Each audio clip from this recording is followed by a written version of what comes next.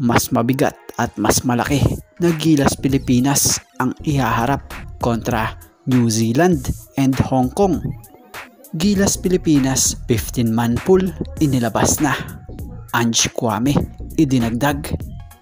At bago nga ang lahat, baka naman po pwedeng makahingi ng isang subscription para sa ating channel or paki-follow na rin po kung nagustuhan nyo ang ating mga basketball update. At kung ito na may makakabigat para sa inyo, kahit isang like and share na lamang po. Maraming salamat po. Wala nang isang buwan ang pag-aantay ng mga Pilipino fans sa nalalapit na laro ng ating pambansang koponan na Gilas Pilipinas para humarap sa mga bigating national team gaya ng New Zealand and Hong Kong sa Window 2 ng FIBA Asia Cup Qualifiers.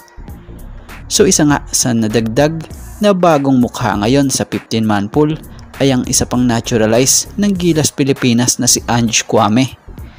Batay sa report, isinama si Ange Kouame sa nilabas na Gilas pool for the coming November window ng FIBA Asia Cup Qualifiers.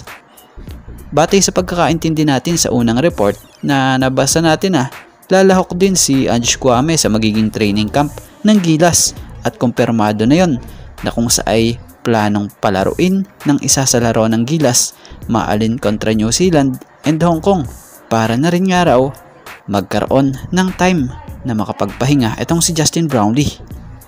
At ito nga ang sinabi sa report. The presence of Kouame gives Cone the option to rest Brownlee in one of the two qualifiers. Kaya lang, under FIBA rules, Gilas Pilipinas will have to choose between Brownlee and Kouame or which naturalized player to play for each 2 games in the current window. So ganito pala ang maaaring mangyari. Kailangan pala before or bago ang laro magkakaroon ng technical meeting dahil dapat isa na lang daw ang naturalized player ng team. So abangan natin kung sino ang naturalized na masasama sa Final 12 ng Gilas Pilipinas. Pero ngayon, eto nga po ang inilabas na Gilas 15-man pool nitong SBP.